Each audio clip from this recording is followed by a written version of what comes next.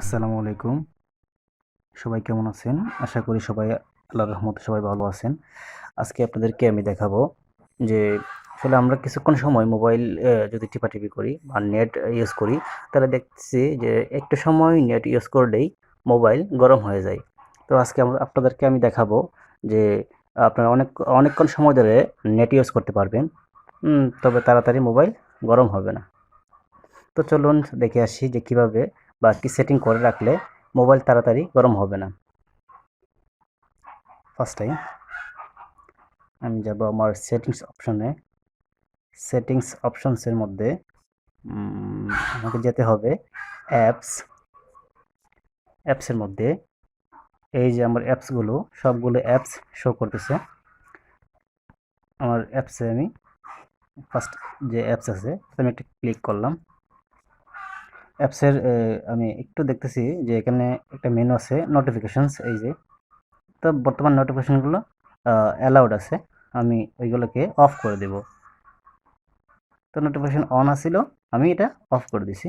সেমভাবে প্রত্যেকটা অ্যাপসের প্রত্যেকটা অ্যাপসের যে নোটিফিকেশনগুলো আছে সেই নোটিফিকেশনগুলোরে অফ করে দিতে হবে। Notifications notifications of.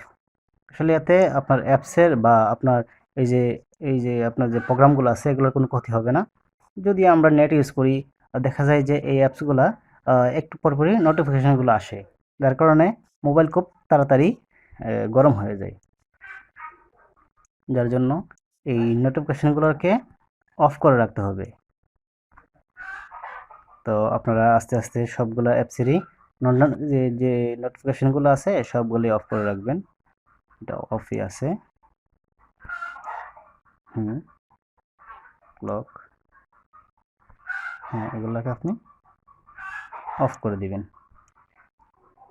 আর বিশেষ করে যে সফটওয়্যারগুলা নেটওয়ার্ক থেকে বেশি নোটিফিকেশন দেয়, ফেসবুক, তারপরে আছে আপনার ইমো। আসলে ফেসবুক, ইমো এগুলো আসলে নোটিফিকেশনগুলো অফ করবেন না, কারণ আসলে এগুলো আপনার এগুলো তো আসলে সবারই ইমার্জেন্সি, এই জন্য আসলে কষ্ট করে এগুলো অফ করবেন না, তাইলে আবার আপনার নোটিফিকেশনগুলো দেখাবে না।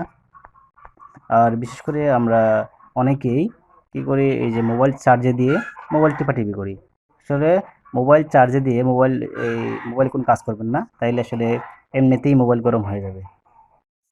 ওকে, ঠিক আছে, তাইলে সবাই ভালো থাকবেন। আর আপনাদের এই যে মোবাইলের অ্যাপসের নোটিফিকেশনগুলো অফ করে দিয়েন। আসসালামু আলাইকুম।